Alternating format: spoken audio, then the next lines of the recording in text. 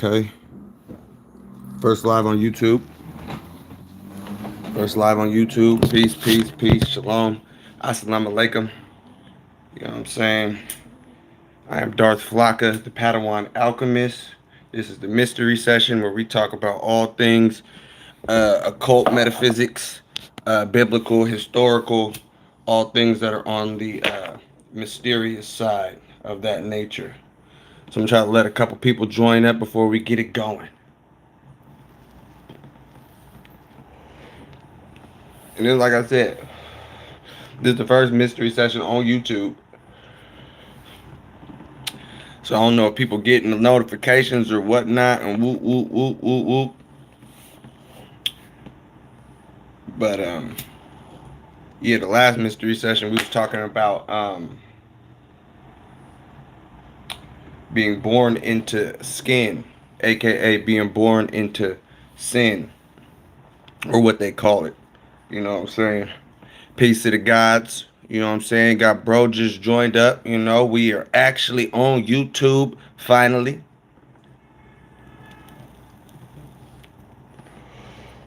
Been a long time coming. Peace, peace, peace, peace. Welcome. Peace to the gods. I'm explaining to the people who will be seeing this later what it is that we do on this here mystery session, how we get down with the get down, you know. How we talk about all things dark and deadly, mysterious, unknown, unheard of. Good. Notifications is working. That's all that matters. We're gonna rock with the shit. What's up, Zark? We're gonna rock with it. Straight like that. Let me just get, I gotta get right. Fresh off the job site. Had to slide to the liquor store. You know what I'm saying? To get some of that shit for the spirits. Some good Myers rum. They talking about they discontinuing the damn shit. Well, I don't know about discontinuing, but they talking about they goddamn don't know when they getting more shipments and whatnot. So shit, whatever. Whatever. We got a couple books we're gonna be reading from today: the Hermetica and the Lost Light. I'll show those in a little bit. You know what I'm saying? I got a couple things I want to unravel and reveal to the people next week.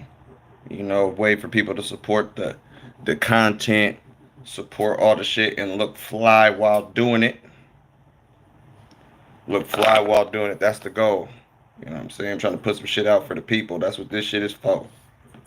All of this shit going live, talking to the screen, talking to a couple people, is just for the people. Period. Point blank.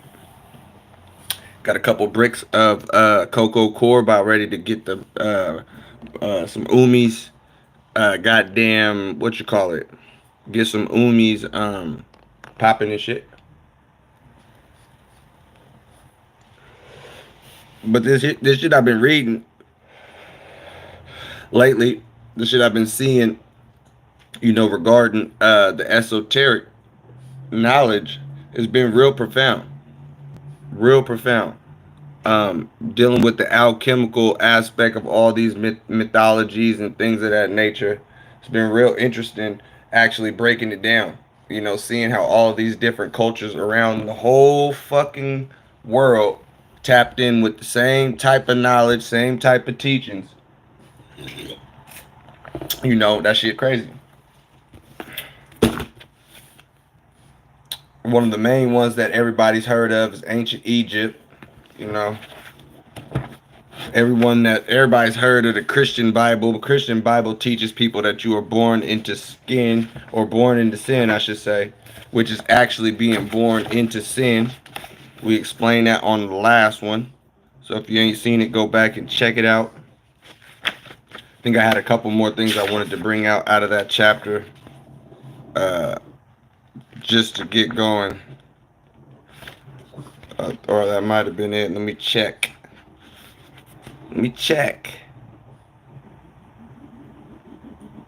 Okay, so what we gotta understand is we're dealing with what we would consider alienation. Okay, we've been estranged, if you will. Um, we're dealing with a form of exile, and that's what the whole born into sin aspect is teaching us. You know, is that this world that we were born into, this life that we were all born into, you know what I'm saying? It's the exiled version, you know? It's the underworld depths, pits of the soul, you know, the hellish aspect, the long night, what they call it, peace to the gods, the long night, all of that. This is what we're dealing with. Now, when you look at these books, these biblical books, these mythologies and whatnot, and you see these people crying out, or you see the hero in the story being thrusted into certain situations, 9 times out of 10 that's dealing with some sort of alchemical component. Okay. um when we look at the incarnation that we're living right now, you know, everybody's fine and dandy with the material world, but that's the illusion. You know, everybody talking about this is the matrix, this is a simulation, whoop de wop, all this, that, and the third. But if it's a matrix and it's a simulation, why does everybody give so much energy to the shit that they see on the outside world? You know, that's what keeps the whole thing going. That's when Morpheus was talking about people got turned into a battery, you know, not understanding what all of this even is to begin with, you know. So like I said, we're dealing with exile. Straight like that. Exile. I got some shit popping. We're gonna deal with the sleep realm. You know what I'm saying? What kind of sleep does everybody get? Um, you know, it's not how long you sleep, it's what kind of sleep that you are getting. Okay, I personally um tend to get more deeper sleep, thank goodness. Um, but we're gonna get into all of that. Okay, we have to understand that when we're dealing with the components of mythology, all mythology is composed the same way. Okay, all mythology is composed that of which includes all of the elements, and all of the elements being um, earth, water, air, and fire. Okay, and here on the mystery session, you know, I call myself the Padawan Alchemist. So we like to deal with the elements on the session as well too, because that's the real shit, you know. So you know we got to get some fire going. We just put the smoke in the air, but we about to get some good fire burning. You know what I'm saying? Good fire burning. All right. Ain't got no candles in your house. What are you doing? Okay. What are you doing? Especially if you descend from some people from Africa. You know what I'm saying? This is our shit. Okay, dealing and working with the elements is alchemy. All right. This candle is to get the energy flowing. Okay. Get the spirits flowing. And that's just on a physical realm. We see fire, but you have to understand the candle's transmuting, you know, and transforming the whole time it's burning. It's being transformed. It's melting. Okay. Now, when I look, you know, we're dealing with this book right here. Appreciate you guys coming through and tapping in. Like I said, first live session on the YouTube live and shit. You know, this is one of the scholarships we dealing with. We also dealing with the Hermetica. All right. Speaking of which, I actually need to find something in the Hermetica, because we got to understand the nature of the human being that we were thrusted into. You know, we got to understand the nature, the animal nature of what we were thrusted into, the separation and the descent down into the material world. Okay? Now, we have to understand that the body itself is a what you call it, a animal. Okay, this is why you see a lot of the books. This is why you see a lot of the books talking about dealing with animals and stories of animals and shit and all like that.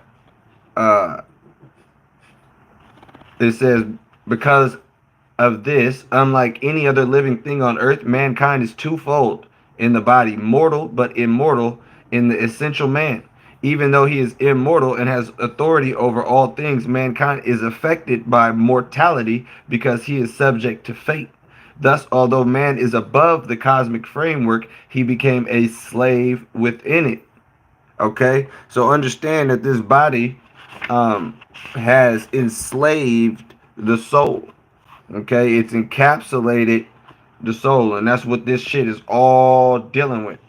All right, it's dealing with the enslavement and the captivity and the bondage of the soul.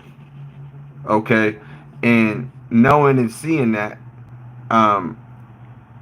one would put enmity between the two. The physical body that we're living in and the spiritual soul that actually possesses the body. I'm looking for this specific shit, but I can't seem to find it, so I'm not gonna beat myself up over it. I do got some shit in here I do want to read. Just looking when it talks about animals. If you don't got the Hermetica, you might want to tap in. Okay.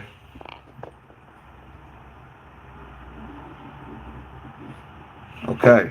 Man, this shit is so much fire, yo. Oh my goodness, I'm over here just reading shit. All right, but look. You have to understand what we're dealing with. Okay? I'm actually on the page that we're dealing with. Okay? Let me go back a little bit. Okay? All those who heeded the proclamation and immersed themselves in mind. This is what we got to deal with. We got to deal with the mind. All right. It says, immersed themselves in the mind and participated in knowledge and became perfect people because they received the mind. So when we come down here and understand, not everybody that incarnates actually receives the mind. All right. But those who miss the point of proclamation are people of reason because they did not receive the gift of mind as well.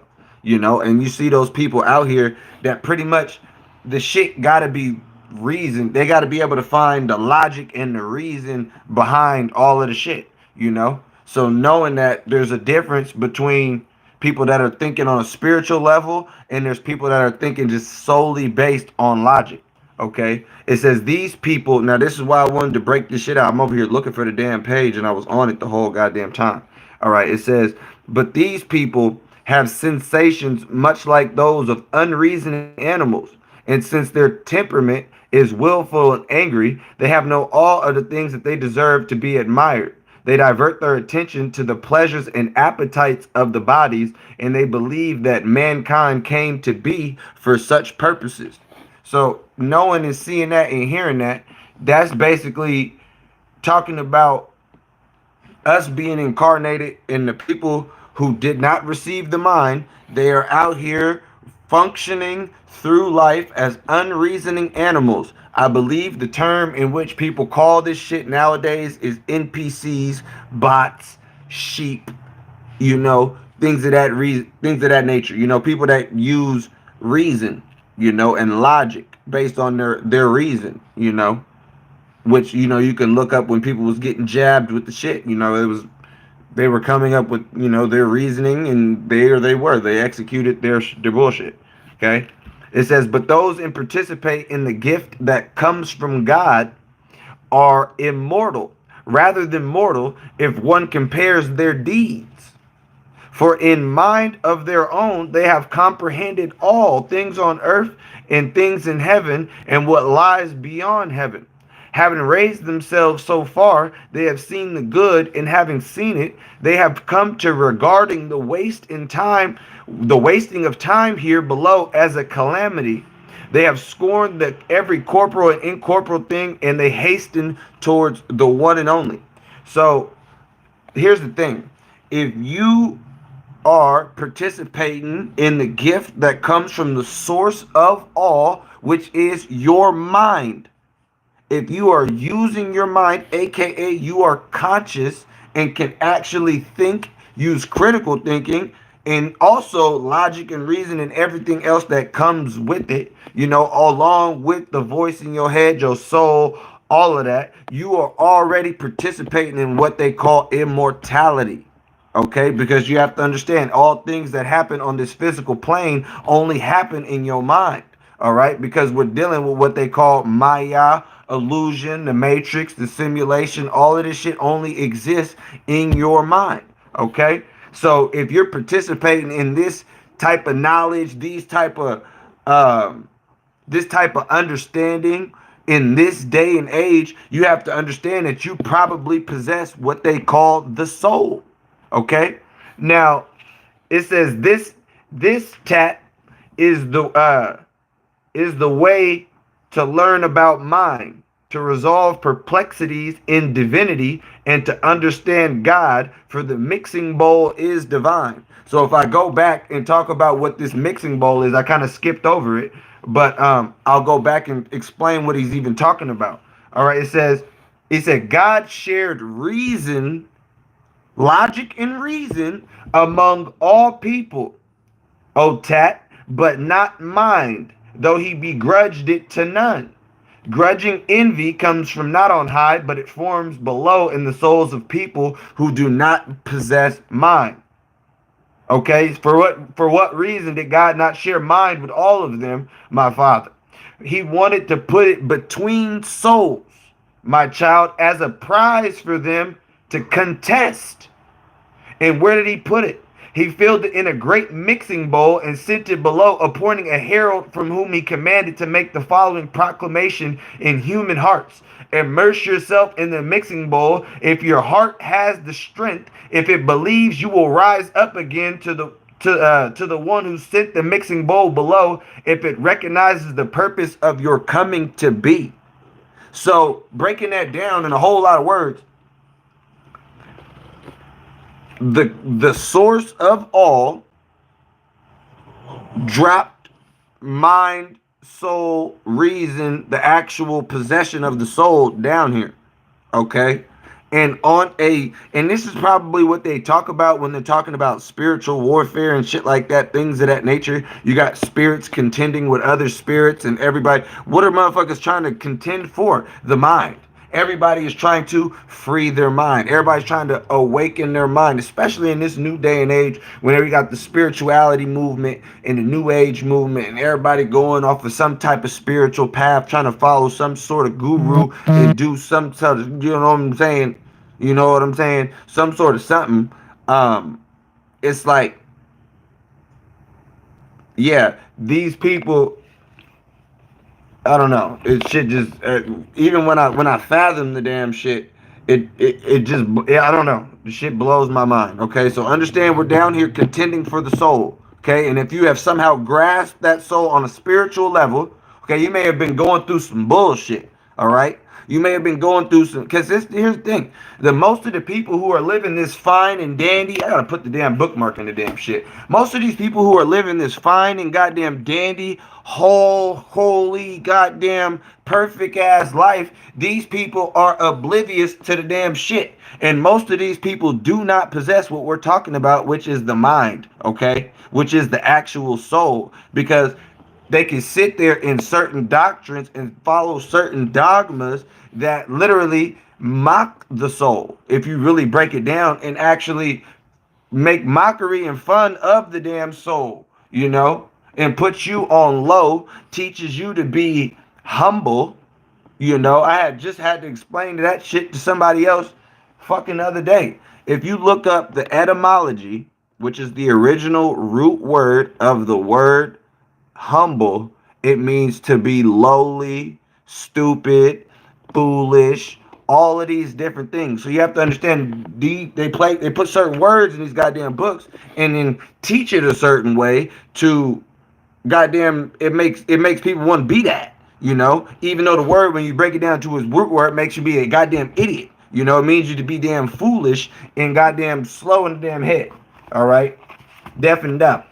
All right, so understand, if you down here and you somehow possessing and indulging in some type of knowledge and in some type of information that's feeding your soul, because we all got that information out there, that type of that energy, that knowledge that actually feeds the damn soul. Hell, this may be it, but we all got that shit that we indulge in and dive into, where, man, you know what, that shit makes sense, nigga. That shit's fucking speaking to me. Damn, that shit's actually talking to me. I can actually resonate with me. That shit sits deep with me. It doesn't just hit my physical and go off like some of the other shit that people be speaking and this people be talking. The shit actually resonates with me, my soul. And you may get your damn confirmation from that damn voice in your head, which is you, your higher self, your daemon. All right, that say, damn, that's some shit.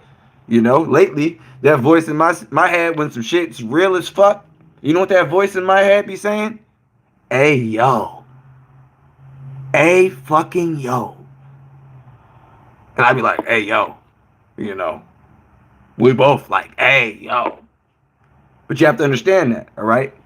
You have to understand that you are not the physical body, and to associate yourself with something that is dying and putrefying daily is to not understand that all of this is just a small stepping stone in the grand scheme of your goddamn existence.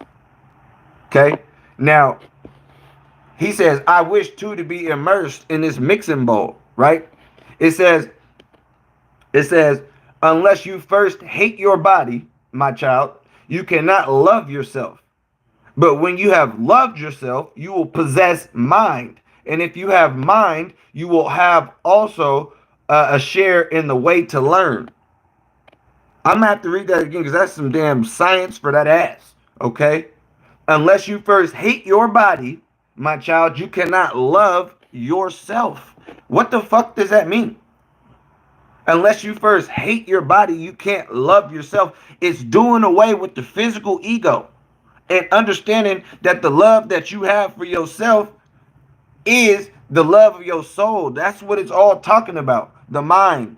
The mind is knowing that this physical body that you're in is not the real entire you. If you understand existence, you have life and death, right? That is on one pole. The pole is titled existence. If you understand that life and death is a part of existence, well, fuck. You think this was the first time your ass done been born on Earth? You think this is your first go-round on this bitch? Probably not, if you're dealing and indulging in some type of knowledge or listening to some shit like this. All right? Because we're dealing with some shit that is so damn ancient. You know what I'm saying? You could goddamn have multiple incarnations in this bitch and still have goddamn been around the time that this shit was written thousands of years ago. You know what I'm saying? If you understand that this ain't even your first goddamn shell, this ain't even your first spacesuit, you might have incarnated on a different damn planet or some shit like that, right? You might have incarnated on a different motherfucking planet, and they might have had a different spacesuit to put on. You wearing this skin, the body for the earth that you are on right now. If there is an infinite cosmos, infinity, and if you understand the grant, man, listen, bro. Let me explain something to you, niggas. Gotta put the bookmark in. Okay. How do I explain this? There are so many worlds going on right now. It is totally unfucking real. And no, I'm not talking about shit off in outer fucking space. Okay? No. See, when you start to understand to quantify the quantum realm and shit like that, when you start to understand the macro and the micro, hell, everybody deal with this, what they can see. They don't understand. When you understand and you really tap into that source, you start to see, goddamn, the source in all things. And when you study all things or look at, okay, fungi, goddamn mycelium spreading around the damn world. Look, when you zoom in on the damn shit, look just like dark matter, look like brain neurons, look like, you know what I'm saying, the shit that we composed of, you know. But this is some small microscopic shit that's going on down below. Whole world going on down there. You think what you can see is the only world? Hell no. What this right here? This should let you motherfuckers know that there is some shit, a whole world on top of your ass. Yeah, living shit, alive, on you, on everything, in everything, damn near, you know. There's some shit that's out there pretty sterile and shit. But you get what the fuck I'm saying. There's a whole goddamn microverse of goddamn shit that is alive and moving. Motherfucking damn bacteria with damn eyeballs and shit. And the shit's goddamn, you goddamn put some shit over there, drop it in the little shit. The motherfucking bacteria gonna be like, I'm going over there. How the fuck does it's intelligent? It has an understanding. It has a mission, a purpose, and it's doing some shit. On a small scale. That's the only world it motherfucking know. So if I'm finna look down some shit on this microscope, who's looking down on me under the damn microscope? And what the fuck is they looking down on? You know what I'm saying? Because the shit keeps going infinite and infinite and infinite, because clearly you can zoom down into where you see, goddamn, they know this shit's composed of molecules, right? They know that shit's composed of goddamn different fucking atoms and down to the fucking molecular structure and shit. So that's just the ultimate quantification of what we're dealing with. We're not just dealing with what you can see on the physical. And all I'm talking about is just what's on this physical plane, just with the microscope looking down and just looking at shit that's on the physical plane that is just existing in front of you. You know? There's a lot of things that happen and take place in front of your face, but you don't see it. Clearly, water is evaporating up every goddamn day from the damn ocean. Right? When the sun hit it, water evaporating. That shit's taking place in your face. Forming clouds and shit like that. You know? On a microscopic level. On a microscopic level, nigga, we're all swimming right now. Is air not a liquid? Air is a liquid. I have been through flight school, can fly a plane, and will tell you right now, airplanes are flying submarines, if you want to break it down, because air is a liquid. You don't believe me? Look it up, nigga. It's science, nigga. Okay? It's a fluid. It is a fluid. So you have to understand, even on a micro scale, on a macro scale, people don't even understand what the fuck we're even encapsulated in and how a lot of this shit even works and shit like that, you know? You can know it. You have a lot of time depending on how long you're going to be down in this bitch. Why do you think I got a microscope? Because I got nothing but fucking time to learn. Anyways, remember what I said. You have to hate your body, which is just basically disassociate yourself with the physical. I'm talking complete and utter total nihilism. And shout out to the master teacher, adept Bobby Hemming. Because he's the nigga that actually said that word. He's like, yeah, you want to be nihilistic or nihilism or some shit like that. I Googled that. I'm like, holy fuck. You goddamn right. The rejection of all morals and principles. The rejection of all morals and principles and the belief that life is meaningless. That's what you got to basically be on. That's what you basically got to be on. You got to be on some complete and total fuck this shit. Because the people, the second you get the buying into the shit, it's over. Because why? Because why? It says right here. What do you mean by this, my father? It says, my child, it is impossible to be engaged in both realms, the mortal and the divine, since we are two kinds of entities, corporal and incorporeal, corresponding to mortal and divine. One is left to choose one or the other. If choice is desired, one cannot have both together when one is left to choose. But the lessening one reveals the activity of the other. Yeah, bro, when you feel the wind, you can feel the air molecules, the fluid, goddamn blowing in your goddamn ass. That's what the shit is. It's goddamn science. You can feel the damn molecules. When you goddamn fan your goddamn hand, you can feel your hand acting on the air that's in the motherfucking room. You know? You take the goddamn air out of the room, your shit gonna go straight down, you know what I'm saying? Straight like that. And you gonna start choking. You know? So, the shit, you can't even see the damn shit. You won't even know when all the air is out the room. That carbon monoxide and shit like that, invisible gas, odorless gas, and shit like that, that will take your ass out in your motherfucking sleep. Your ass can be sleep, fire could be burning goddamn under the damn 2 apartments down, god damn it, and the damn smoke creeping through and the upper room.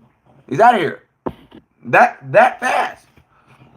So you have to understand, we're dealing with shit, the invisible, you know? We're dealing with the unseen realm, okay? Most people want to deal with the damn seen realm and they don't understand. Okay? Straight like that. So, first of all, that was written in the Hermetica. That was some heat. That was some heat. We're about to pull up to the unseen, you know, and pull up some good juice for the spirits. Activate some of that energy in their ass and in my ass. Okay. Whew. We might have to switch it up too. They talking about shit might be discontinued. That molasses, Jamaican. This is what, you know what I'm saying? That for them spirits that came through over in the Middle Passage. The entities that have been looking out for niggas this whole time. You know what I'm saying? Because regardless of the fact of what you niggas talking about, you do got people on the other side. And if you understand the other side is the inner side, you know what I'm saying? These things all take place in you. Okay? You are the link between that which is on that side and that which is on this side. You know what I'm saying? So what we're gonna do is pull up some good libations for this energy, and I want to go out. I got a couple I want to name first too. You know, I actually want to get these. I want to get these guys about. I want to get them up out of here real quick, man.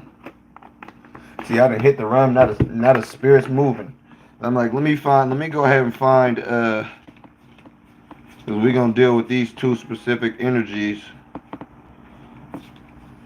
for Shisho.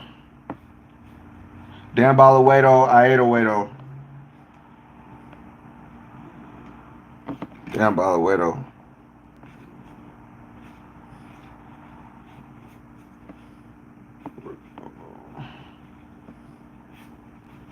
Hold on, y'all.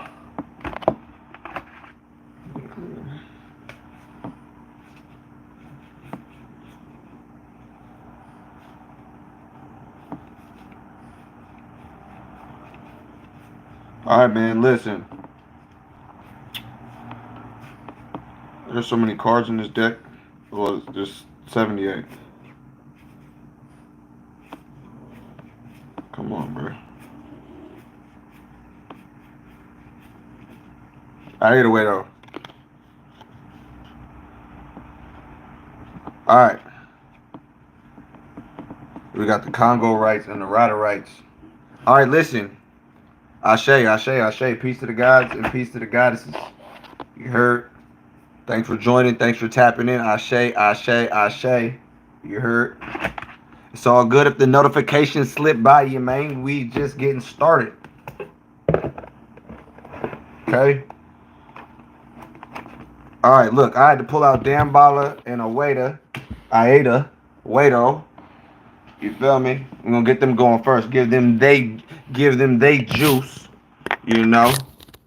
Matter of fact, I'm going straight live bait mode. Hold on. Dambala Wado, Aida Wado, Ashe, Ashe, Ashe, Urzuli Freda, Urzuli Dantor, Urzuli La Flambeau, okay?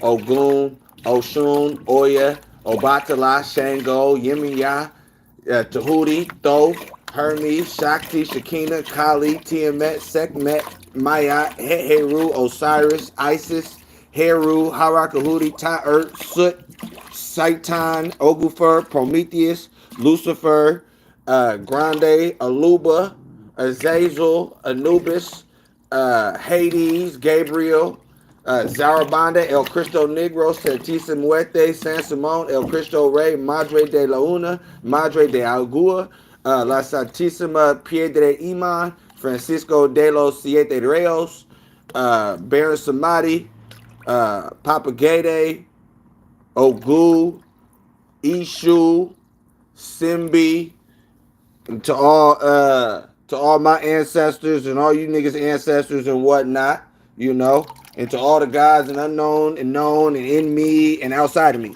Ashe, Ashe, Ashe, Ashe. Straight like that. Ashe. Alright. Okay, we got the juice flowing. So like I said, can't have 2 feet in the damn world. We pulled up Dambala Wado and Aida Wado and set these right by this candle. Okay? Because we're dealing with the elements. Alright? And you have to understand, this is even in the voodoo. They said that we was goddamn, they said that we was goddamn swinging from damn rope vines and shit like Tarzan in the damn jungle in Africa before they came to us. Before niggas got colonized and indoctrinated with all the bullshit. Okay? That was a goddamn lie. All right? All these tribes in ancient Africa and Africa before colonization and still today, they understand a lot of the high sacred science. That's where all the high sacred science fucking comes from. If you do your motherfucking homework, all the shit from ancient India is a copy of Kemet, ancient Egypt. All the shit that they told and all the mysteries that they had in Greece, all the motherfucking ancient Greek motherfuckers studied in Egypt. Plato, Herodotus, goddamn Hippocrates, all them niggas studied in ancient Kemet for at least 15 years. Okay? You have to understand, even the damn Muslims, they go and pray to a big ass stone and they call it the Kaaba or whatever, right? You do understand that the Sufis of the Islam, they understand what the damn Kaaba is. You feel me? Because if you go back to ancient Kemet, you have the Ka and the Ba, 2 aspects of your soul. The part of your soul that only you will ever know, and then the part of your soul that people will know you by. Okay, so you guys are seeing my Ka right now, the part of my soul that you guys know me by. Darth Flocka, the Padawan alchemist, the goddamn new coming mycologist, scientist with the damn microscope and everything else that we can be in any given point in time in history. Okay, in history was what I just said 2 seconds ago, and the future is what I'm saying right now. Okay, because that shit don't exist. It's all one ever moment. Past and the present and the future is all happening right at this very moment in time. All right. So yeah, we just pulled up some good libations to these deities inside of us. All right, and to the ancestors on the outside and inside. You know what I'm saying? Get the energy going. Okay, hold on. All right, so listen. We're about to deal with alchemy, right? Alchemy in biblical not just biblical, but just mythology, okay? In dealing with the elements. You have to understand, if we already have conceptualized and come to the understanding that this incarnation is a punishment of some sort, not really a punishment, but it's an encapsulation of the soul. I actually got some higher understanding studying this shit, so where I can't say it's the ultimate negative. You feel me? The incarnation. It's definitely some bullshit. Don't get it fucked up. All right? Because we got to go through it to get to it. But mind you, like I said just a little bit ago, there are people out here that are going through this incarnation without the mind, without the soul. You know, so they're not even go out down here going through what the fuck they supposed to be going through, which is pain, okay, and love, okay. It's literally hand in hand, okay, when you really break the shit down, all right. But to go through it is the real shit. Pain and suffering is the real shit. Some people go live. Some people come down to earth, and all they know from their birth is pain and goddamn suffering. You know, so that's some people all they goddamn know.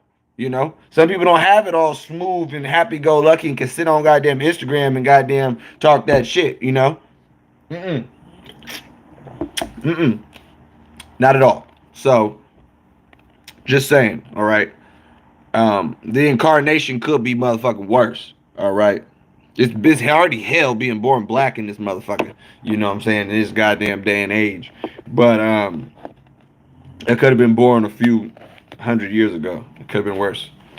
Right. So listen, we're dealing with these four elements. The symbolic structure by the four elements, earth, water, air, and fire, grasp the hidden ideas under the use of four emblems.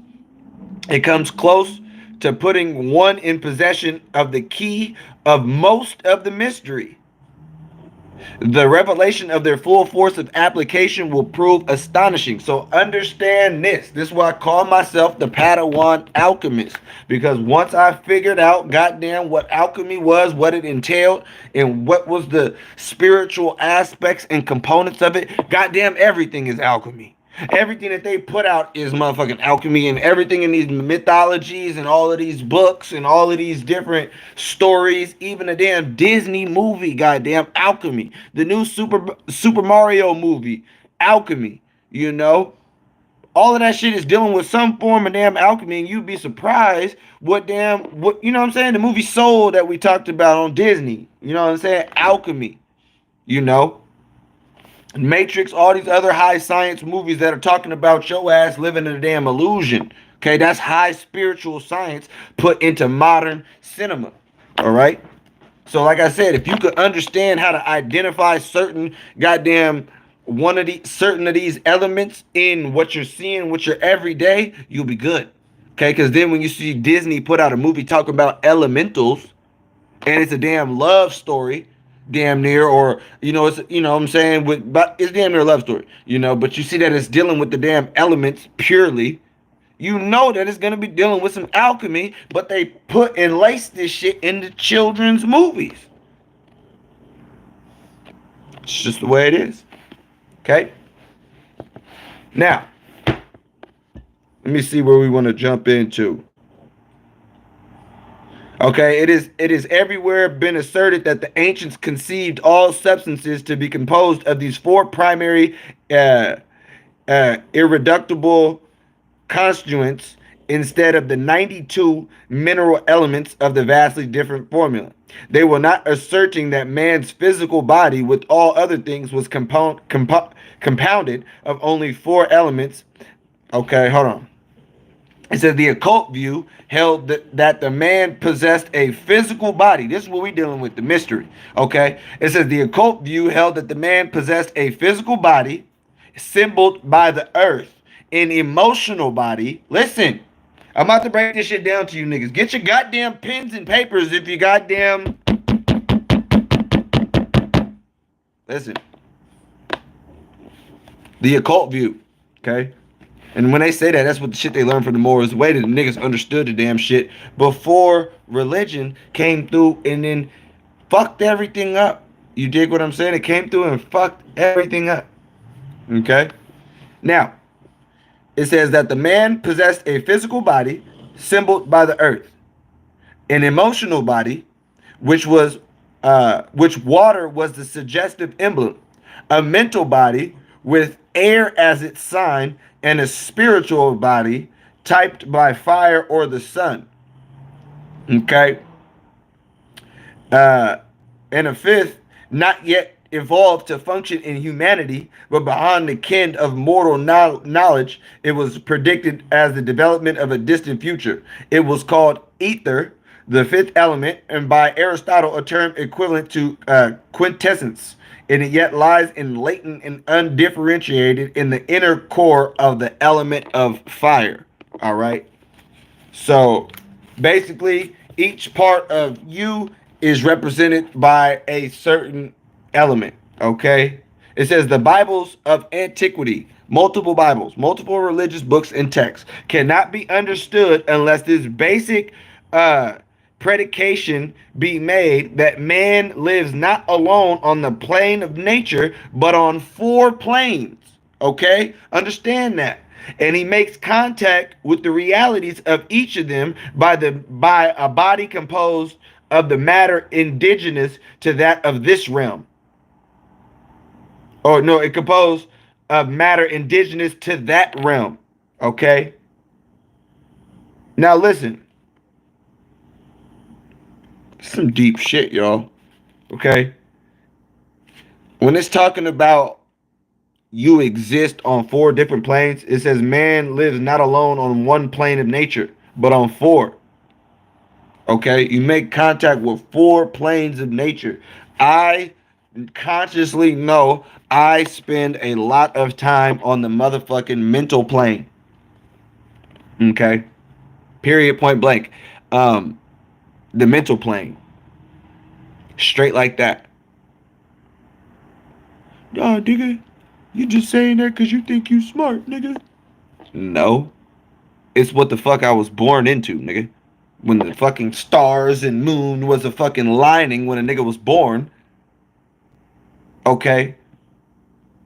When when the stars were aligning when a nigga was born, I was born under the shit called Libra. Okay? Now, if you break down what Libra translates to as far as each one of these zodiac signs having an element attached to them, nigga, my element is the goddamn air, which is that of the fucking mental, of knowledge and shit like that. All right? So it's just what the fuck it is, nigga. Straight like that. It says each emanation of energetic force brings to manifest one of the bodies of our composite mechanism, as it does on the planes of nature.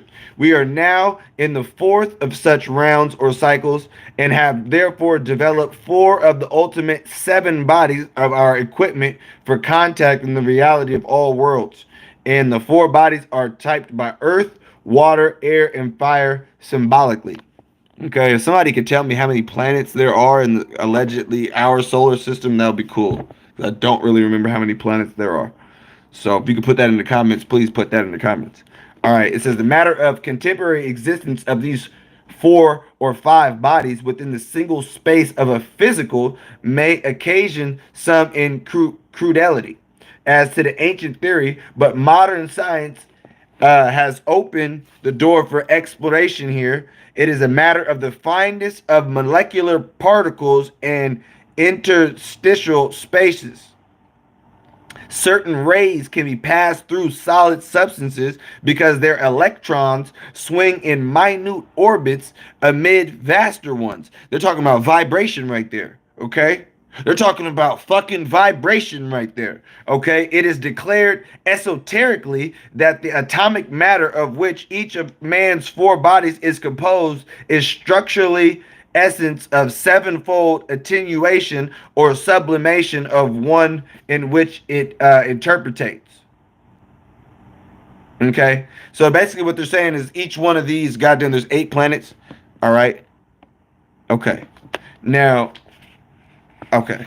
Is that including the sun or not including the sun? Just straight Mercury through Pluto. They see I try to take Pluto out, Venus, Mercury, Earth, Mars, Jupiter, Uranus, Neptune. That's 7. They took Pluto out. Some bullshit. Okay.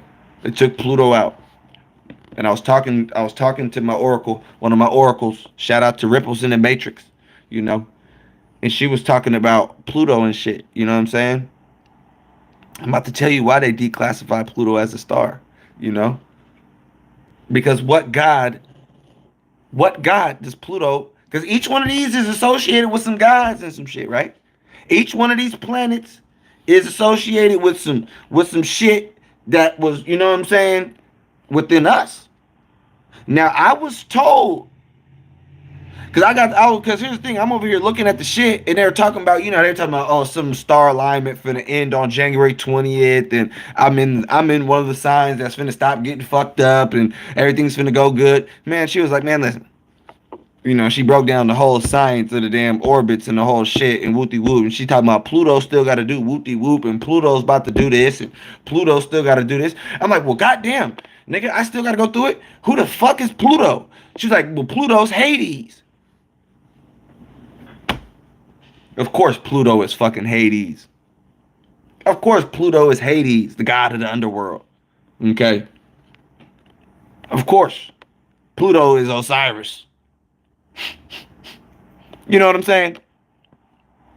The one planet that actually got the highest spiritual science attached to that motherfucker. And actually, the one small ass little planet that is allegedly going around and doing and causing all this intergalactic cosmic fucking shit that actually affects the human being, because the human being is not just a physical human. He exists on 4 different planes. So if you exist on 4 different planes, the shit that be happening in the cosmic realm is going to affect your cosmic shit. We all know that the shit that happens on the physical realm affects your physical. So why ain't, you know what I'm saying? I mean, goddamn. The goddamn moon can pull and draw in all this motherfucking water to make a damn tide. But you finna tell me that the moon ain't finna affect the water that's inside of you? You're not using your brain. You're not being conscious about it. You gotta think about it logically. You feel me? You have to think about these type of things. You feel me? The furthest one from the sun, but you gotta understand, that's that duality. You got the solar, you know what I'm saying, the God, and then you got goddamn, you know what I'm saying, Hades all the way at the end, Pluto, you know what I'm saying, the you know what I'm saying, the enemy of God and shit like that, you know. That's why I posted the video of Lord of the Rings, when Gandalf was fighting Balrog or whatever cuz name was. You feel me? That is the same shit. That was the sun fighting Pluto, okay? If in a sense, because if you look up the lore behind Lord of the Rings, nigga, Balrog is a representative of the ancient chaos, primal evil, okay? And you see that Gandalf was represented as the opposite of that. You know what I'm saying? The light. The light. Which means, what about the asteroid belt? In the oh. Hold on now. Hold on. Where is the asteroid belt? Is the asteroid belt like actually around the Earth? Does it like surround the Earth?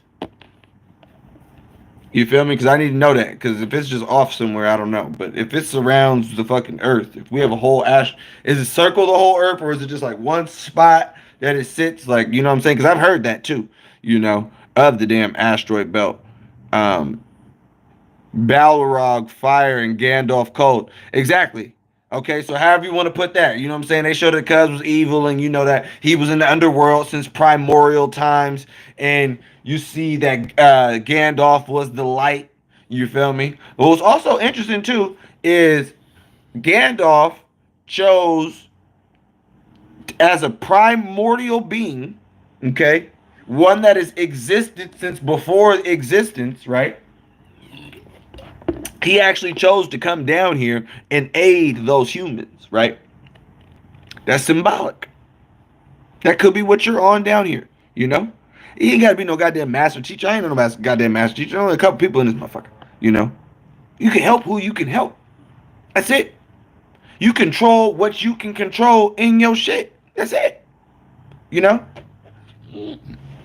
to understand that to run from one and you know what I'm saying, to run from one and then hide from the other, or, run from one and embrace the one, or somebody that's all the way on the damn Balrog side to just be all the way one and then not embrace the other half, nigga, you're fucked up. Cause you ain't finna sit here and tell me that you all the way goddamn good on some Gandalf. Like you just the goddamn whitest wizard there is. Nigga, stop the cap. All right, everybody got an animalistic nature. This is what the fuck we dealing with down here. It would be no whole goddamn nigga. Christianity wouldn't be that goddamn popular talking about the battle between the damn flesh and the damn spirit if this wasn't some real shit. You know what I'm saying? So understand these concepts that they conceptualize are really ancient principles. Okay, Balrog, and goddamn Gandalf is who? Who is it? Nigga, it's Set and Heru. Set and Heru, the original hero versus the villain. The original.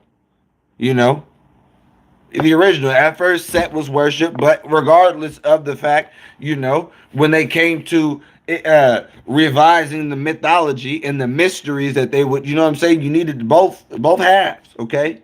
Because man is twofold, right? Well, yeah, we know man is twofold, but that's the human and the spirit. But also, it's like almost duality. You know what I'm saying, if you will. Almost duality. Man got the light and it also has the dark. It has the light because you are divine in nature. You are a cosmic being incarnated into a physical. That's why you, by default, I don't give a fuck who you are, by default you have some sort of dark because listen, we are incarnated into an animalistic body. You ever heard of it's human nature? You ever heard of human nature? That's a real thing. You know what? Nigga, lust. That's a real thing. That's human nature. Look at the New Testament and shit. To look upon a woman and lust is to commit fornication in your heart. What? So if I look and see that she's beautiful and be like, damn, she is fine. She is fine. All of a sudden I'm goddamn fornicating. That's some bullshit because that's natural.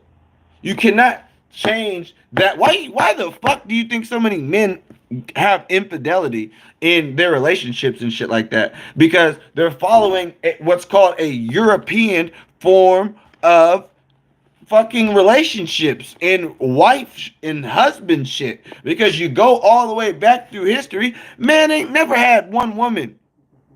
I mean, goddamn. So you look at the shit people going, it's just unnatural, It could be natural, but you see why we have so much goddamn shit going south in these damn cases is because people are human at the end of the day. At the end of the day, they're human. You can't fault these bot-ass sheeps, especially if they don't possess the mind. We already went over that in the Hermetica. Not everybody possesses the mind, niggas. All right? Not everybody has the eternal flame. Okay? Not everybody understands the eternal flame or is seeking the damn eternal flame. Nigga, I had the damn flames tatted on me before I even knew what the fuck was going on with anything. In anything. I still to this day was like, why the fuck did I even get that? Oh, I knew. It was my future self telling me, because this is all alchemy, And when you understand that all of this shit is dealing with alchemy, your whole life story, your journey, you are going through what they call the hero's journey. It's gonna be that. All right. Who's to say you're not gonna come out on top? You probably will. I know you will. Because you're going through the journey. That's the whole key. The whole key is walking through the damn shit day by day. What was the movie called? Click with Adam Sandler? Adam Sandler had the power to goddamn pick and choose when he wanted to slow some shit down and when he wanted to speed some shit up. Okay? What did he do? That nigga had the power to speed shit up And he did. All the little mundane bullshit he was going through, all the little hoopla and all the little bullshit talking and whatnot, all that. Nigga, he was speeding up through that, you know? But what eventually happened? He ended up knowing, or he ended up finding out after the fact, like, damn, I sped up all the mundane, and I had only the exciting moments, but I found out that it's the mundane moments that make the exciting moments the exciting moments. Joy would not feel good if it wasn't for pain.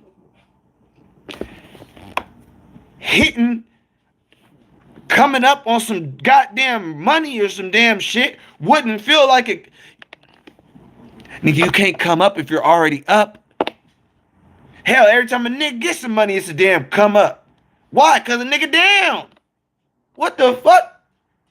So, you have to understand. It's two sides of the pole. Two sides of the pole. We're down. People are up. Some people are up. They don't know what it feels like to be down. You know what I'm saying? So they don't get to go through the entirety of certain shit. Don't feel like how it feels for other people. You know what I'm saying? You need certain shit, you know? I have been through a lot of pain when it comes to like love and relationships and shit like that. So I appreciate the shit out of the love aspect. You feel me? At first, it was the polar opposite. I'm only, you know what I'm saying, on the love aspect, man, I ain't never felt no pain from this shit, man. What you niggas talking about, man? Nigga ain't never had his heart broke, or nigga ain't never been down and outs, or been in a fucked up situation behind a woman or some shit like that. Shit. That shit even up fast, don't it? Okay, but you understand that that's a that's a part of the game. Anybody that's been married will tell you the same thing. There's gonna be ups, there's gonna be downs, there's gonna be, you know what I'm saying, those times where the shit goddamn ain't where it should be. But here's the thing, the shit, and this is the thing. What they say? Hold on. They said couples that post themselves on the internet are less happy. Okay. Couples that show themselves on the internet are less happy than those that don't. Okay. There's two types of people. There's people that are in it for what it is, and there's people that are in it for what it ain't. You know, and you end up seeing how that shit play out. You know, when shit end up not working the way it's supposed to. You know, because niggas don't be balanced when it comes to understanding, you know what I'm saying? And I feel like this too. A lot of people just be at different points in time in their life, okay? And here's the thing. A lot of people need a good heartbreak, okay? It does something to the soul. Man, get their heart broke. You know, sometimes they end up goddamn going a little harder with life. You know, some of them are killing themselves and crashing out, deleting themselves. But the opposite of that is, you know, you end up taking that and you learn from your goddamn mistake. Because usually, it's usually typically the man fucking up and shit like that, you know. It's typically the man fucking up and he end up finding out later, like, goddamn, she was cool. It was me. You know, I was the asshole in that situation. I could have played it a little bit different. Hence, look how the shit ended up playing out. It didn't plan out in the way that the motherfucker planned it to goddamn play out. Or that's the truth. So knowing and seeing that, it's like people, when they're dealing with life, you have to understand you're gonna have both sides of the pole, and you have to embrace both sides of the pole. You gotta live and love both sides of the pole, you know. And I mean, it's easy to say,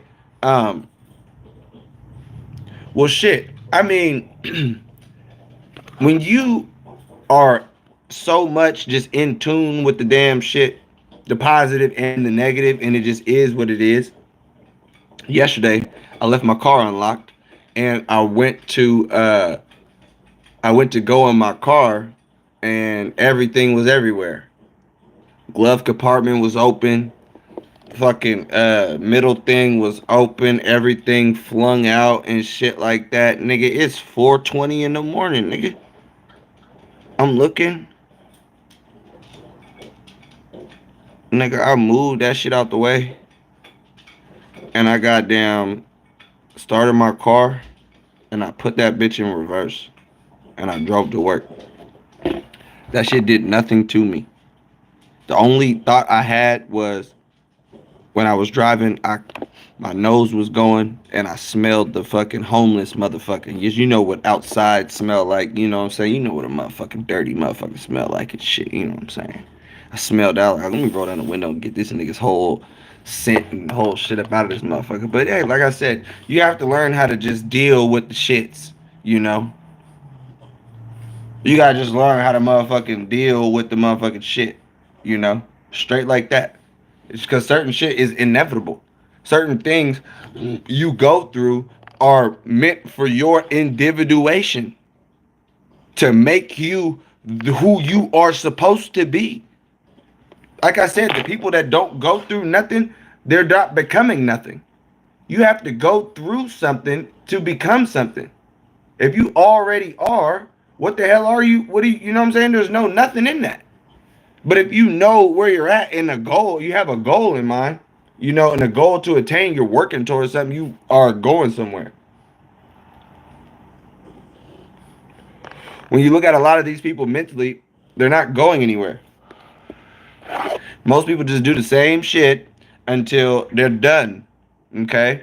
You have to understand that the United States, what you call it, educational system is based off of the Prussian educational system. The Prussia. Okay, these were Nazis. Okay, and what they wanted was obedient, non-thinking soldiers. So in this country, John D. Rockefeller established the shit off of the Prussian shit, and he wanted a nation of not thinkers but workers. All right, so like I said a little earlier, if you happen to be, you know what I'm saying, participating in the mind, in dealing or indulging with that of, you know, some sort of mind, just know you're actually on to something. That's for goddamn sure. Because there are a lot of people, okay, less than 1% are actually on real deal path of individuation, you know? Because, you know, I see a lot of memes, people talking about shadow work and shit and making that shit all cute and pretty and shit like that. What are you niggas doing for shadow work? Oh, I'm sitting there and you know I'm going inside and shut the fuck up. Shut the fuck up. Let me see you eat an eighth of mushrooms and then go inside. Let me make the shadows pop up for real. That's what I want to see. Make the shadows appear. You know what I'm saying? Face yourself for real. Like how they did in the ancient time. How they did in the Eleusinian mysteries in the Greek. You know what I'm saying? Face yourself. Here's the thing. One of the wonders of the world that they don't even talk about was what one of the wonders in the world they don't talk about. I'm going to tell you. The labyrinth in Egypt. Okay? The labyrinth in Egypt is one of the wonders they don't talk about. Think about it. If they had a giant ass labyrinth in Egypt by the pyramid, right? And they're dealing with the sacred mushroom. We don't know nothing about the damn labyrinth. They don't tell nobody about the labyrinth. They keep that shit hidden. But if you go a little bit farther and you see that the Eleusinian mysteries in the Greek, which they all learned from the Egyptians, they would send people through a labyrinth after they drunk the certain drink, the Kikon drink, you know what I'm saying? And they would have to go through these trials and shit like that, you know? So it was the same shit in Kemp. Nigga, they had a goddamn big ass labyrinth and they would send motherfuckers through there with trials and all types of shit. Guarantee your ass was facing yourself and guarantee you they involved some form of the damn sacred mushroom. Facts. So when I'm talking about facing yourself, this is the mystery session. I'm talking about going deep. All right, deeper than you want, deeper than you may have ever felt. But shit, going deep. What is it? What people when you like I said when you really break down this shadow work that people say that they're doing, okay? Yeah, sitting on a yoga mat is cute. You know, yes, sitting and breathing is doing some work. You know what I'm saying? You're working out the physical. Yeah, you could probably, you know what I'm saying? Eat some mushrooms, nigga. All right, fuck the dumb shit. Fuck the fake ass shit that they got all these motherfuckers on this new age. Oh, you just need to meditate and all of this, and you'll do shadow work, motherfucker. Guarantee, if you ain't never went to the depths of your soul and been in the dark, in the motherfucking shadows by your goddamn self, then y'all don't want to talk about no damn shadow work. All right, this is levels to this damn shadow work. That's level 0.5. Period, point blank. Period, point blank. Because level 1 is 1 gram, nigga, or 1/8. That level, goddamn 1. Fuck the dumb shit, nigga. Fuck the dumb shit.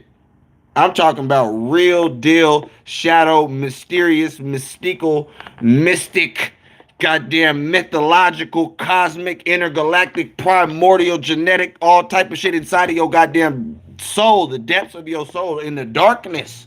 All right? In the darkness, you have to understand, it's in the dark where the real shit happens. You pray in the dark. You know what I'm saying? You fucking have visions. You dream in the damn dark. You know what I mean? When you make love to your woman, she usually want the goddamn lights off because she's primordial. You know what I'm saying? And she knows what the damn science is behind the shit is naturally. You know? So all the real shit happens with the goddamn lights is off. You know what I'm saying? This is an illusionary world. How many times do I gotta say that? This is Maya. All right? So knowing and seeing that, it's like, hey, yo. Okay? Hey, yo. Straight like that. All right? Now, let's break some more of the science down. All right? The 5 planes were represented by 5 geometric figures: the cube for earth, the sphere for water, the triangle for fire, and the crescent for air, and the candle flame tip for ether. Okay? Certain significations of the figure symbols will be represented in the sequel. Okay? In some drawings, air the third and fire the fourth in verse. Okay? The relative order don't matter. Okay? Okay, this reduces the fourfold nature of man to the broad generality of the dualism, or to the compound of 2 elements, the divine, the earthly, in one body. This will be found to serve as the readiest purposes of interpreting the myths. Okay, so you got to understand the fact that we're twofold, and the fact that, you know what I'm saying, we're in a mortal body. So that shit's interesting because we were just reading about that same shit in the damn in the Hermetica. Okay? Straight like that. Okay, let me go back real quick. Okay, so listen. Boom. So we're dealing with fire. Okay, hold on. So y'all seen on my story, or if y'all wasn't on the story, okay, they got the symbolism in ancient cultures of what they call the feathered serpent. Okay, they got ancient symbolism of what they were depicting as flying serpents, flying fish, fish with wings. And there's a reason for all that. All right, it says the most distinctive symbols then are fire and water, and their proper interpretation almost gives almost a goddamn reading rainbow. Okay, it says the most distinctive symbols then are fire and water, and their proper interpretation almost alone gives a key to their religious text. Let fire be taken to refer let fire to be taken to our higher or divine segment, and water to our lower animal proportion, or fire to connote the God from heaven, and the water of the earthly man. Okay, it says even more in an even more condensed form, the fire may type the soul and water the body. Classifications are not general.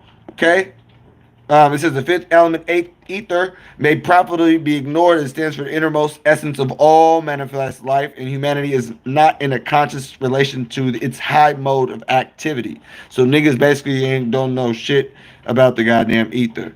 You know, it's the life force. Okay. Now I'm trying to get to this part right here. Okay, it says, so oddly enough, now listen to this.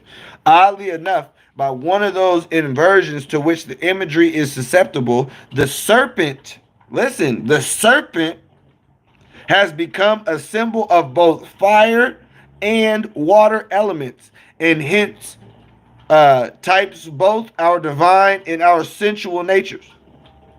Okay? When above it, hold on. When above it was the serpent of air and fire, and when below it was the serpent of water and earth. Remember, I was talking about the flying fish and the damn winged serpent. When above it, the serpent was air and fire, and when below, the serpent of water and earth.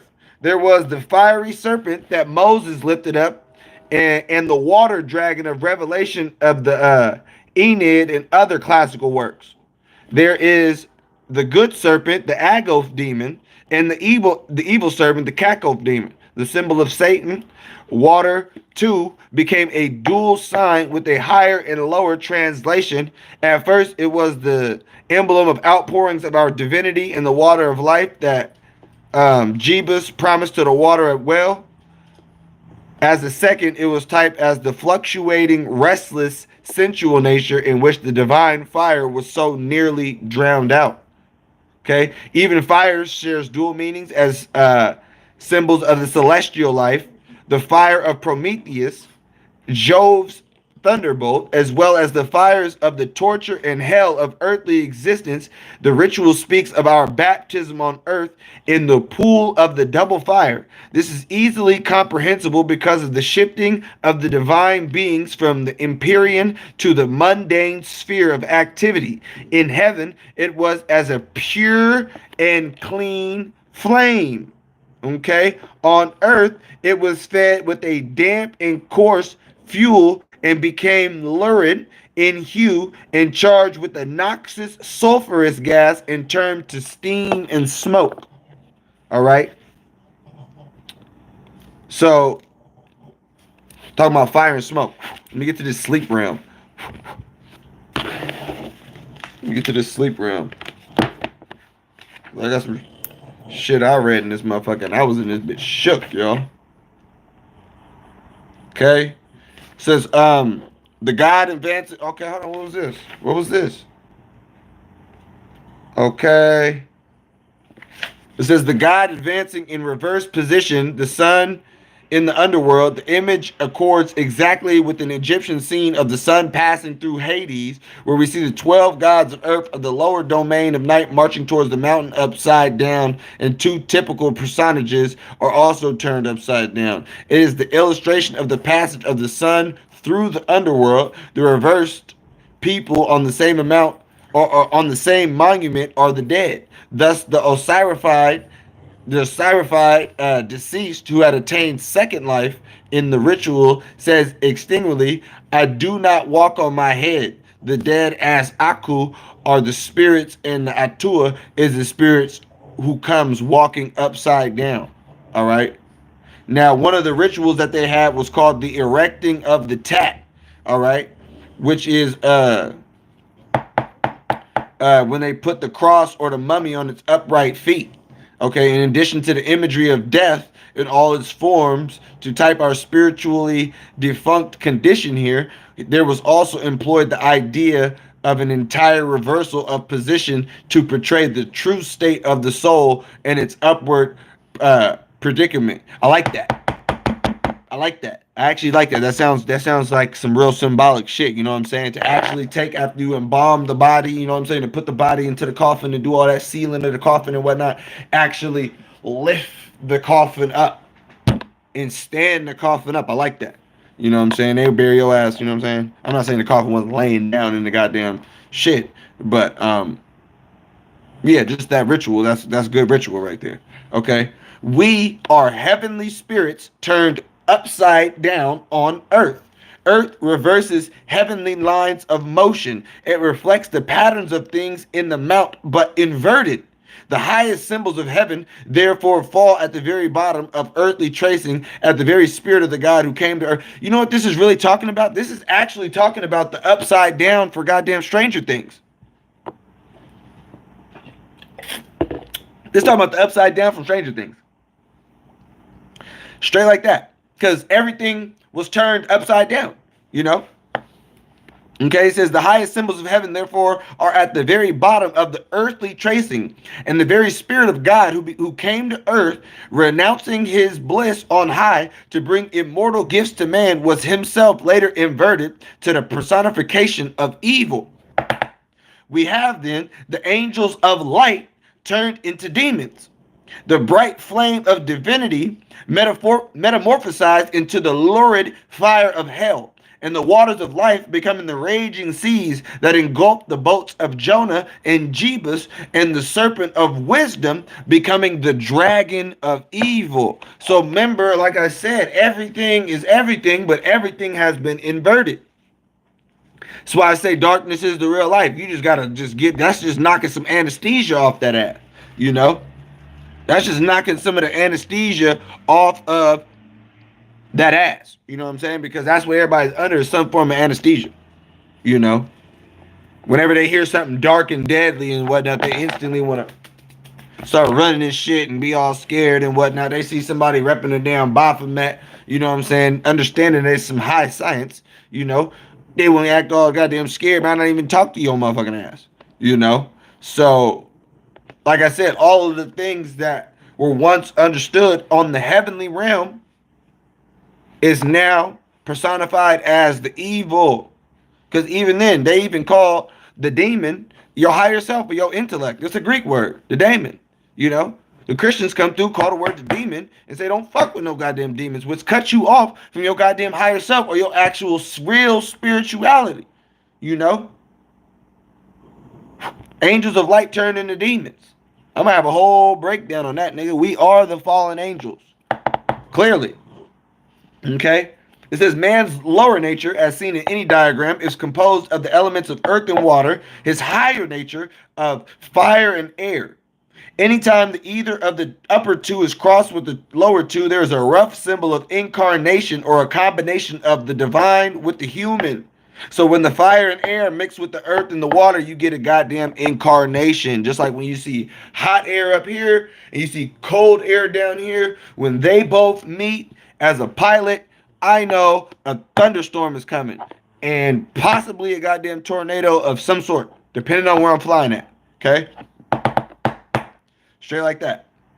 But the two that comprise either a lower or a higher nature may also be found in correlation. This is admirably seen in the lower two, where the mixture of earth and the water produces, as any child can tell, mud or mire. At once we were key to translate the semblance. Okay, so the mud, this is what I was trying to break down the other day before I broke this shit down, all right? It says the swamps of the Egyptian legends, the miry clay of Plato, and the Bible celebrated the reed sea of Exodus, the marshes of Lower Egypt, which Horus and Jebus and Sargon were all secreted, can be taken now as, listen to the science, okay? The murky clay of Plato and the Bible, because remember David was talking about don't let me sink deeper into the mire or the myrrh, okay? And then you know the reed sea of Exodus, sea of reeds, you know, and the marshes of Lower Egypt, in which Horus, Jebus, and Sargon were all secreted, can be taken now as the glyphs of the human body, compounded of earth and water. The body itself about 7/8 water and the remainder earth. The lotus papyrus, or the reed, has a number of meanings, but in the main they typify new life springing out of the mud and the water to flower out of air and the fire of the sun. The risen Horus is seated. The risen Horus is figured seated on a lotus pad above the water. You know, so if you Google Horus and the lotus, you'll be able to see a picture of what the hell I'm talking about. I shared the shit on my story, right? Okay. Mud as the type of matter and matter, mud, and all come from the same, whatever, they all come from the same linguistic root, is dialectically analyzed in the Greek philosophy. It says matter, nothing else than the mutation of sensibles with respect to intelligibles, deviating from this and carried down to non-being. These things indeed, which are the properties of sensibles, are corporeal and distinguishing into parts, passing into bulk and divulsion through the ultimate progression into generation into matter. For matter is always truly the last sediment. Hence, also the Egyptians called the dregs of the first or the highest life, where they symbolically denominate water, matter, being as it were a certain mire. So you can also look in these symbologies of water, of seeing people fall into the sinking of the damn mud or the clay. They also have people in these mythologies that sink down in the water as well, and it also has the same symbology, falling, the soul falling down into human carnal existence. Okay, straight like that. So let me let me read what the damn Bible is saying. This is what David was talking about. Save me, O God, for the waters are coming to my soul. I sink in deep mire where there is no standing. I am come into deep waters where the floods overwhelm me. So somebody who's reading that, they would understand, or somebody who's reading that in the book of Psalms as a Christian, they would think that David was over here talking about, his enemies overtaking him, Saul, and all them people trying to overcome him. But it's actually an alchemical verse talking about the soul that has been plunged down into the depths of this abyss, and this ocean. Because, like I said, even if you break it down even to a molecular level, our existence is in that of water, because air is a liquid, it's in a fluid. We're in a fluid space, and we're born into water and all the shits too, whatever. It says, deliver me out of the mire and let me not sink. Let me be delivered from them that hate me, and let not the water floods overwhelm me. Let not the deep swallow me up. So when you understand to fall and sink into the deepest pits of animalistic human nature is what he's talking about. Is to be overcome by the water. Somebody who is void of mind and is only focused on the sensual pleasures of this earth has been sunken and has fell down into the goddamn quicksand. Okay? Straight like that.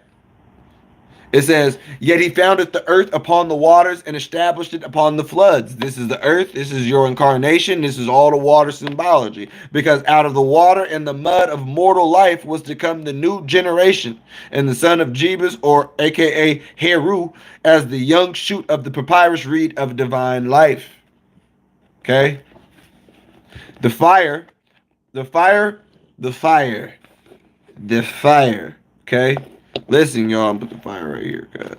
Listen, y'all. It says, fire plunged into water most potently dramatized the basic import of the whole incarnation procedure. The soul, a fiery nucleus of noetic intelligence, is plunged into the watery habitat of the fleshly body. That's what it means to be baptized. Okay? In the fleshy body, the moral fight is a combat between the fire of spirit and the water of emotion and desire. The fire must win the victory by eventually drying up and converting into steam the heavy, humid nature of the animal man. Fire must dry out a path across the sea of generation so that it may cross this Red Sea or the Reed Sea out of Egypt, also the Jordan River into the Holy Land without wetting its feet. Fire enters the watery realm of the body, already permeated by air in a hidden form.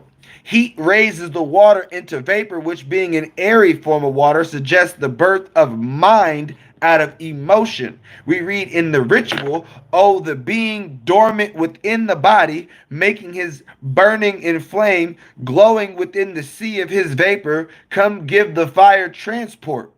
The vapor of the being, the vapor was a type of breath of life containing moisture, the symbol of the soul that was linked with emotion. It was a plea for the God to come sublimate the emotional element of the lower self, water, by unifying it with air, mind.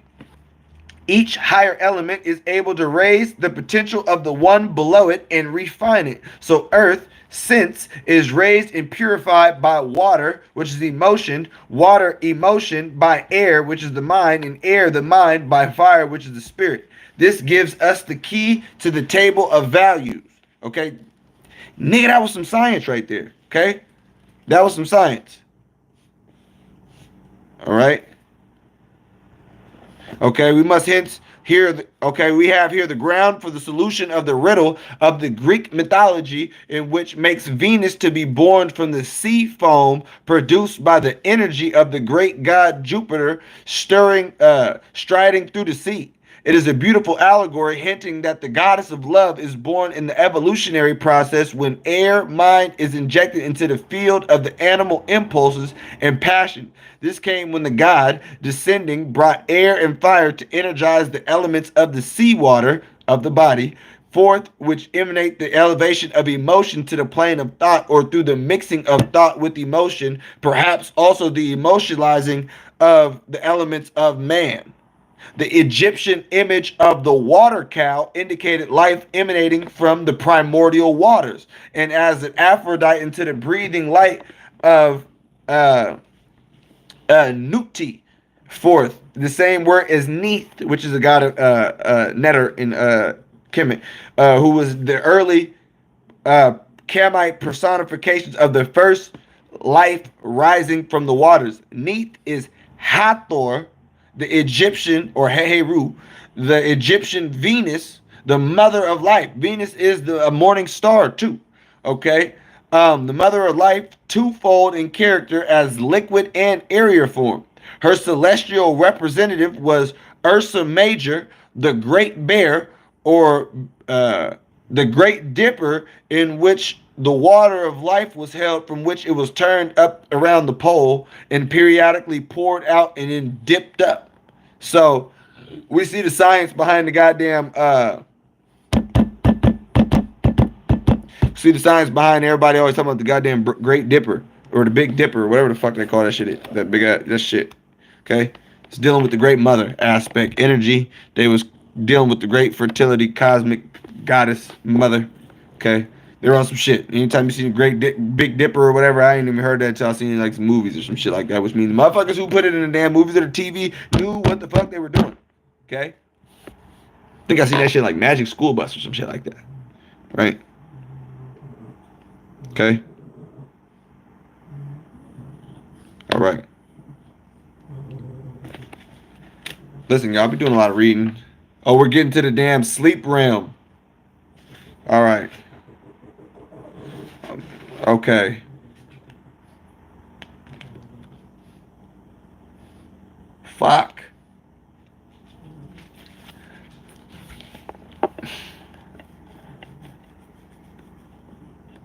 We're at an hour and 32.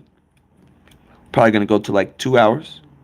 You know, don't keep you guys too long and shit. I appreciate you guys coming through and tapping in with me. If you guys are seeing this after the fact, thanks for coming through. Yeah, I bet you are. You're all the way like 8 hours away or wherever the fuck you at. You know, like the video too.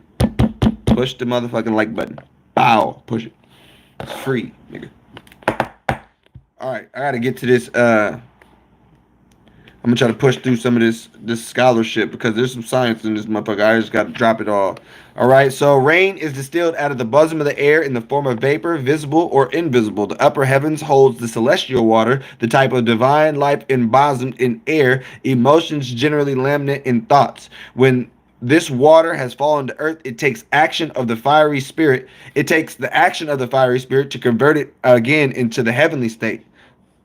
And this only can be done by the superior energy transmuting in nature from liquid to vapor or spirit form. The deceased awaiting its resurrection cries to Nu, "Give me water and the breath of life." The reply comes, "I bring thee the vase containing the abundant water for rejoicing the heart by its infusion, that thou mayest breathe the breath of life resulting from it. Water, though not in its liquid form, is the first aspect of matter in all the oldest mythologies and cosmologies. It is indeed the primal substance of the universal mother." Okay? In the Burroughs account of the creation of the primal mother is called Tala, which the Greek is Thalassa, the sea. Tiamat and Typhon are equivalent to Tefnut, the Greek Daphne, and the Great Depth, or Teph, or Tophet. Basically, mother matter and water are one. All right? Um, yeah, it says we already have traced the symbolism of fermentate. Okay, well, okay.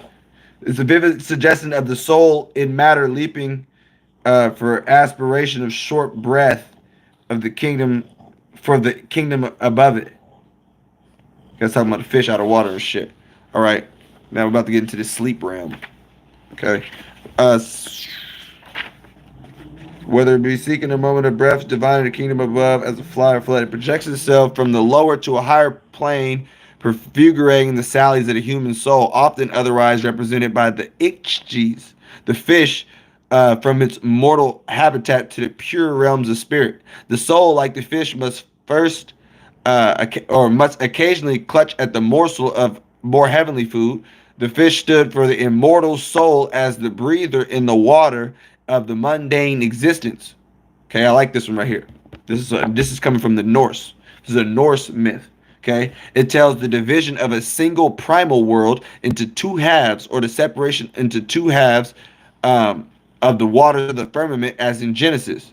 The one was a world of water, the other of air, and the beings of the lower water ascended by night to breathe the pure air of the upper half, and it is said that the sun consumes them like vapor. This would reinstate the assumption of the Virgin Festival of the old astronomical phenomenon of August and early September, when the sun absorbs the constellation of the Virgin, emblematic of the dissolution of all physical worlds in the bosom of the absolute. It might be said that after every day, every incarnation, it might be said that after every day and after every incarnation, man ascends to inhale refreshing draughts of spiritual air on an upper plane. Without this frequent release and relief, he could not support prolonged existence in the denser world below. Listen, y'all. This is it. This is it. So I just talked about in the ancient Norse myth, they talking about that every day and every carnation, man ascends to this top realm where there's air to breathe. Hold on. The man ascends every day, and every incarnation, man ascends to inhale the refreshing draughts of the spiritual air on an upper plane. Without this frequent release and relief, he could not support the prolonged existence of the denser world below. What that is saying is, in a whole lot of words, nigga, when you go to sleep, nigga, your soul is going out and getting a breath of fresh air. It's like, God damn. You know what I'm saying? And getting a breath of fresh air and actually going and, you know what I'm saying, having that release and that relief. You know what I'm saying? From being entrapped in the physical body. But it's not until you actually sleep, you know, and in a good, deep ass sleep, you know. Yeah, because it says, without this frequent release, he cannot support the prolonged existence in the denser world below. So knowing that we wouldn't even be able to last in this body if we didn't leave our bodies at night. You know what I'm saying? That's how I'm taking it. Okay. Straight like that. Okay. Every cosmic process has its reflection in the natural world, again in the spiritual life of man, and lastly, here in the physiology of the body. Nature is meaningless nowhere. The perch on the head of Neith or Hathor or Het Heru is a badge of birth from water. Neith also carries the shuttle or knitter for her net, where she becomes the catcher of men out of the waters and draws them up into the world of air and spirit. Okay? The East has always portrayed true being as an escape from the waters of life, hence the widespread use of the fisherman's net and the emblem of salvation. Okay, that makes sense too. Okay. And then it talks about in the ritual Egyptian text, coming forth from the net. Another chapter, coming forth from the catcher, coming forth from the catcher of fish. Water was also, so you see, even they whole Jeebus, fishermen, fisher of men, all of that shit is talking about the damn, and that's what's crazy. They did put all of that damn science in that damn story. They just got motherfuckers worshiping a nigga that was non-existent, but the story was previous, Hence why you see in the Egyptian shit, they talk about nigga casting nets, symbolically, fishing for men or fishing fish representing the spirit. Come on now. Come on now. Straight like that. Right? Okay. All right. Wait, what? Oh, I thought this was interesting too. The damn, the first. What's it say? All right, man cannot come to his real life or second birth until he rise out of the water to breathe the more vivifying air of heaven and mind and spirit. The power of the sun to stimulate life, which is God, to stimulate life and growth could not reach him effectively in the kingdom of water and nature. He had first lift his head out the water to the kingdom of air, which is the mind, before the rays of God could breed spirituality within him. And it talks about the navel, and the word navel or neph in Egyptian means sailor and to breathe. The navel was the earliest doorways between the two worlds of water and air. And that is true. The doorway, the gate, the key, the navel, the womb, all of that. That's the portal in which souls incarnate into this bitch. So, you know what I'm saying? Always give the respect to your mother, you know what I'm saying? And to, the women that do deserve the damn respect too. The ones that carry themselves properly, because they got that goddess shit up in their ass. For sure. Okay? The ideology of female came to be regarded as the furnisher of water and the male as the supplier of breath, the combination yielding life. This was Tefnut and Shu. He became the inspirer of the soul, she the former of the flesh. It was the god masculine who breathed life into the nostrils. In the ritual, the speaker coming to new life has been snatched from the waters of his mother and emaned from the nostrils of his father. The Chinese matched this with their yin and yang, the male and female, or breath and water sources. The water and lotus were both female emblems at first. The papyrus scepter of Uat as an express sign of the feminine nature of the Uati, who represented the features of both wet and heat, water and breath, or body and soul being necessary to turn water into vapor or breath. A simple yet strong ideograph of the unified action of water and air is a ship driven by the wind. The wind, the intellect, imparts a motion to that which navigates the waters, and the body is driven by the mind. Mind and wind are both unseen and energize the vessel. May air be, okay, this is another text from the Egyptian text. It says, may air be given to these young divine beings, a reference to the Kumaras or the innocents when first plunged to their material baptism. And even more directly pertinent is the chapter title of sniffing air in the waters of the underworld. Are you fucking serious? Listen to the damn, we are talking about all this alchemical shit. Listen to the damn title. It says, of sniffing air in the waters of the underworld. Do you know how much science is in the damn title? People will be confounded at that. We just broke down what all that shit even means, so you should be able to understand that. Okay? And another chapter, 57, is called of breathing the air and having dominion over the waters of the underworld.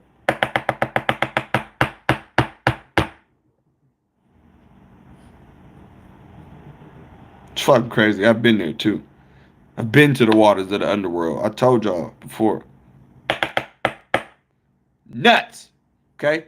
Now, it says, okay. Breathing air and having dominion over the waters of the underworld. When Horus rises, it is exultingly welcome as escaping the dark lower region from which out of water and without air as the condition of the soul in matter. So you even see a part of Heru's stories when he rose up out of the dark lower region without water and without air. So he said when he was down there in the underworld, he ain't had water or air. That's talking about the soul being in this physical body. Your physical body is breathing air. The soul is not. Okay? In Africa and Central America, hold on. Yeah, okay. In Africa and Central America, the god Horgon or Hogran is the hurricane, which is the personification of the mingled power of water and air. The huracan, or in Quiche, means a stream of water that pours straight down. In the hieroglyphics, Hura is heaven, the Greek Oranos, over, above. Khan is a watery tempest. Typhoon, the abyss of the primordial heavens, is identical with typhoon. Mixicotecal, the cloud serpent, is the chief of the Mexican gods, which bears the name of the tropical whirlwind. Okay, it's talking about the flying fish. They became to symbolize the flying fish came in for its sphere of appropriated suggestiveness, and another bird, the hissing winged, which issued from the waters to fly along the surface, became a symbol of the soaring free soul, which was nearly always pictured as winged or feathered. Naturally, all the species of aeroaquatic birds came under the scope of this typology. The bird that could rise off the water and the bird that could rise off the water and soar away was inescapably a type of the rising soul. But the ancients joined the two kinds of life in one creature, which became the most universal of all symbols, the winged serpent or the feathered snake. Recent researchers in Central America have brought to light that the prevalence of this emblem in the Mayan and other civilizations of the American continent, and since it was general in Asia and Africa in remote times, the question of intercommunication of or its separate origin is once more pertinently asked. The snake that could fly is incontrovertible evidence of ancient knowledge in the union of divinity and the earthliness of man's organic life. Man that is born of water and spirit should once again become wise to his dual origin, and modern man endeavored with almost incredible sagacity to embody important knowledge of cosmic facts and imperishable glyphs, and in turn of evolutionary biology is the swan. Which, look at that. Motherfucker, swan is the damn high science bird, goddammit. Alright? Hold on. Is the goddamn swan. Didn't Disney have a goddamn movie about a damn swan or some shit? Wasn't it? Did they? Mandela Effect? Was there a Disney Swan movie? I don't remember. I don't know. Maybe I'm tripping. Okay, the swan. Is it the swan? Hold on. Wait, what? In the terms of evolutionary biology, the swan is the feathered snake. If we're going by evolution. And Hansa, the bird of primordial life and the intelligence that floats above the waters of the abyss, in the eternal emblem of that spiritual life that has stepped into our fluctuating sea of natural impulse to bring order and harmony and beauty into the realm of nescience. Yeah, I don't know what the fuck nescience is or nescience. And chaos. Okay? Here's another one of them symbolics for y'all motherfucking ass. One more. It says the arcanic griffin, the motherfucking Gryffindor, okay? The griffin is a dragon with wings. Wings and feathers supply the type of air and fire in the latter bird of the sun. The bird symbolizes the swift darting and loftily soaring motion of the divine intelligence. The French swan dragon unites, I gotta look that up. The French swan dragon unites the bird's head with the serpent's tail. In ancient Greek work, makes the first godly nature of a serpent, which transmuted into a hawk. One form of the griffin was the body of a beast, the tail of a serpent, the head of a peacock. This is the mythical cockatrice, And it was named so because of its origin from the egg of a cock hatched by a serpent. The divine is hatched and nurtured in the body of nature. So even the damn griffin got some high science to it, you know? Straight like that. So listen, I got a couple pages to read. We got like 10 minutes left. But I just wanted to just say straight up, what the fuck? I wrote, oh shit. Carbon copy. Oh man.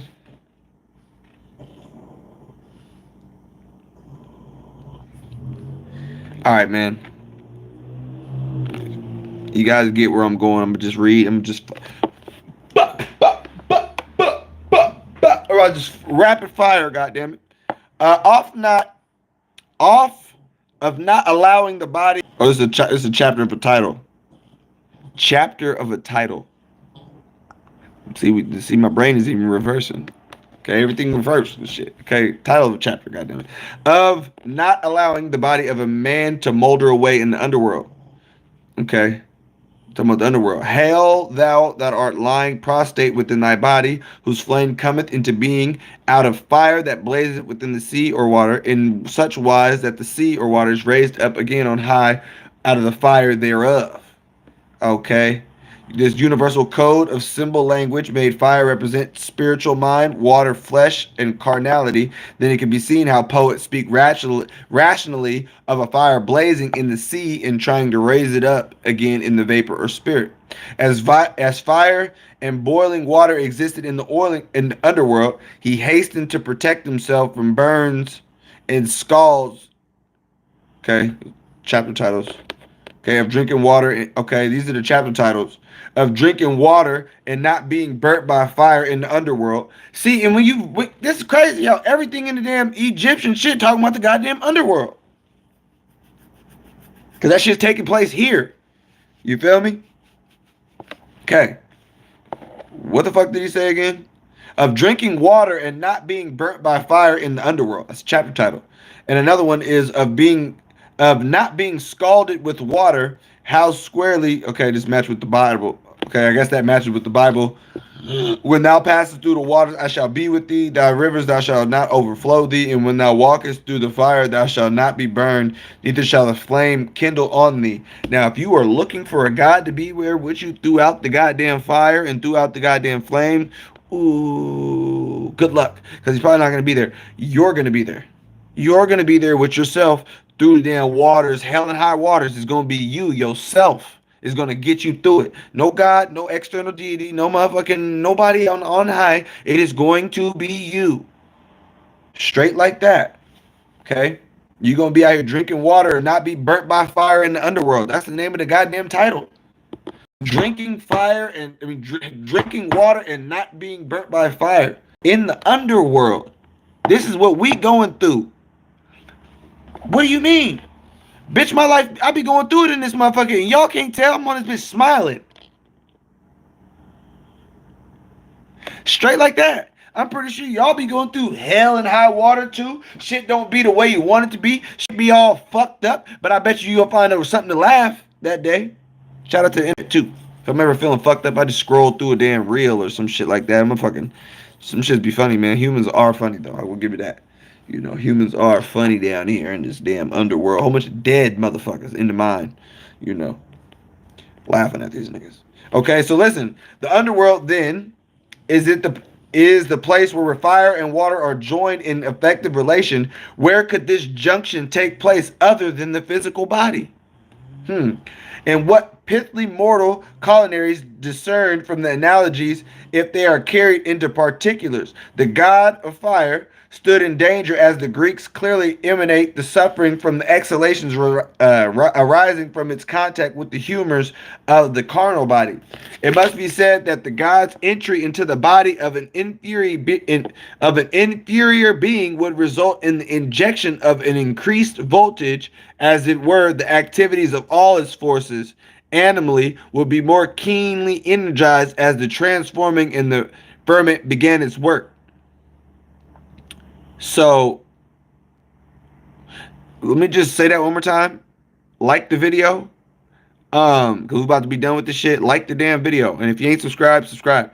Now, the God's entry into the body of an inferior being would be inferior being. Who the hell is the inferior being? Meat suit. Hello. When the God was baptized and plunged into this watery abyss, the watery abyss is your 7/8 ass water. Okay? Period. Now, this was super interesting because it got to talking about the rainbow and, the rainbow, I guess there's some science because Apollo was said to have been struck blind because he looked on Venus when she was bathing. Acton, seeing Diana at her bath, was turned into a stag, and David was punished for his relations with Bathsheba, whom he saw bathing. So we clearly see that this damn David wasn't even a real motherfucker. People get mad and all tight about that. King David was fake. He wasn't even real. Okay? And clearly you can see that same personification of that same type of story in other mythologies. What is the significance of punishment of all these solar heroes for them contacting the woman during her period? It is but one of the forms of the cryptic typology under which ancient Sagracy limed the fall of the god when he linked his life with the feminine or material powers in a cycle of manifestation. Okay? Straight like that. Right? I might start off with this the next time. Let's talk about rainbow. What the fuck did I write oh shit for? Why did I write oh shit? This is what we're going to end with. I wrote oh shit, so we're going to read why I wrote oh shit. Okay? Okay. Ooh. Damn, I circled this whole shit? No, I didn't. I did. I actually put squigglies around the whole shit. God damn.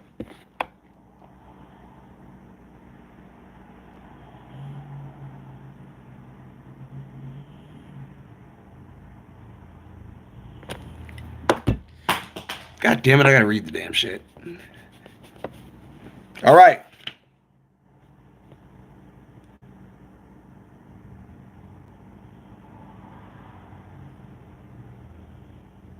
Let me just read let me read real quick how they didn't damn turn the damn.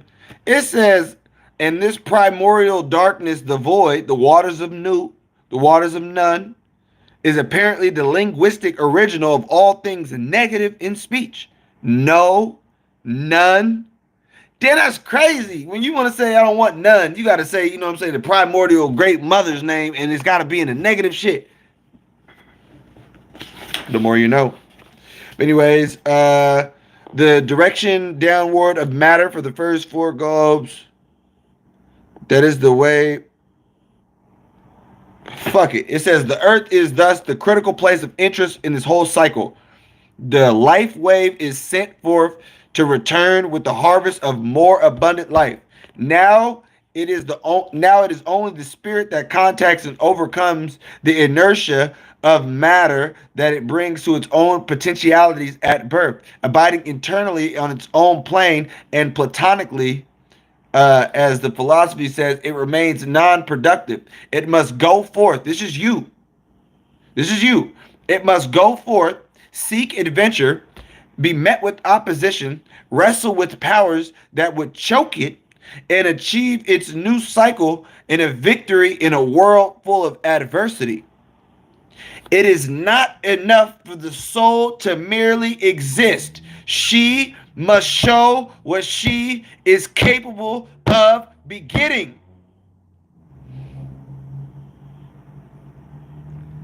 It's not enough to just be down here, nigga. It's not enough to just be down here. No. No. What does it say? It must go forth. Seek adventure. I fucking fly planes, nigga. Be met with opposition. I got 3 children's mothers. Wrestle with powers that would choke it. The damn government system with them damn women. Okay? Achieve its new clinical cycle in a world full of adversity. Nigga, I'm black. Okay? I'm going through the whole alchemical process down here, all right? Don't pray for me. I, me, we My collective, we got this, cut. Don't even trip, okay? Here is the model and the genius of all romance and all drama. And the earth is the scene of this conflict between the embryonic immortal and the titanic mortal forces. Do your homework on them titans, okay? And where the earth stands in the chain of planetary bodies, the physical body of man stands in the chains of vehicles and vessels which compose each individual. The human body is the seat of the arena of the great conflict of personal density. Without dwelling in mastery in the without dwelling in and mastering the body of flesh, the individual soul would never know her powers. And the reason why they're calling the soul a her, because her is a she is a her. It is a feminine noun. The soul, the spirit that you possess inside of you, is a feminine spirit. It is, okay? Even if you're a man, you possess a feminine spirit, because the origins of all of this in the primordial, great cosmic dark waters is a feminine principle, okay? It's feminine energy. Straight like that. Okay, without the mastering of the body and flesh, the individual soul would never know his or her powers.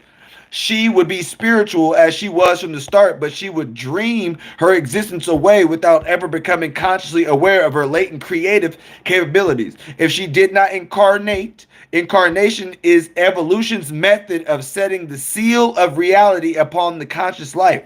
This is the office of the earth life in the cycle of incarnation for the individual soul. And its crucial point in all philosophy is as the critical point in the individual destiny. As for the soul, her pathway to heaven runs through the earth, and she goes to it for her death to be born anew.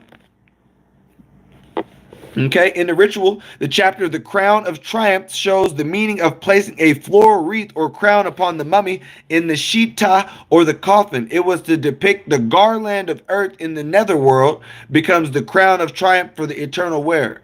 It was the crown of life was given to those who had suffered on earth. Earth and the body were the double arena in which the soul wrought out its perfection. Untried, untested in the fires of bodily experience, its faculties could not have been forged into the strength of power and beauty. The soul comes into the underworld of darkness to win the immortal crown of light and the glory, for only by victory over the powers of darkness can the light be brought to shining. Motherfucker, every day you wake up, we're in darkness. That's what this shit is. Okay? It says the ritual makes it clear that the underworld of the earth is the realm in which the father Osiris or Amun-Ra or other deity pictured as aged comes to regain his youth. Fucking listen. If you ain't listened to shit I've been saying, listen to this shit right here. The ritual makes it clear that the underworld of earth is the realm to which the father Osiris or Amun-Ra or other deity pictured as aged comes to regain his youth. The old man Amun-Ra shineth in the form of one that is young. The old man that maketh himself young again. The unknown one who hideth himself, from which cometh forth from him. And finally, the one who is deified in the underworld. Deified in the underworld. In the book of breathings, the soul is told, then doth thy soul breathe forever and ever, and thy form is made anew with the life upon earth. With thy life upon earth, thou art made divine along with the souls of the gods, and thy heart, the heart of Ra, and thy members, the members of the great God. I'm going to read that one more time, and it's it. And that's it. Then does the soul breathe forever and ever, and thy form is made anew with thy life upon earth. Thou art made a divine along with the souls of the gods. Thy heart is the heart of Ra, and thy members are the members of the great God. Understand this. If you possess the soul that you have is probably primordial. Okay, the soul that you have probably wasn't one of these new stars that was just birthed in the galaxy. You know what I'm saying? Not too long ago or whatever. If you have a soul, your shit is primordial. So, in order, it seems that the ancients who wrote all of these mythologies understood, especially the original one, the one that comes from Kemet. They say that when the ancient soul wants to renew his self, he goes down into the underworld to regain his new strength.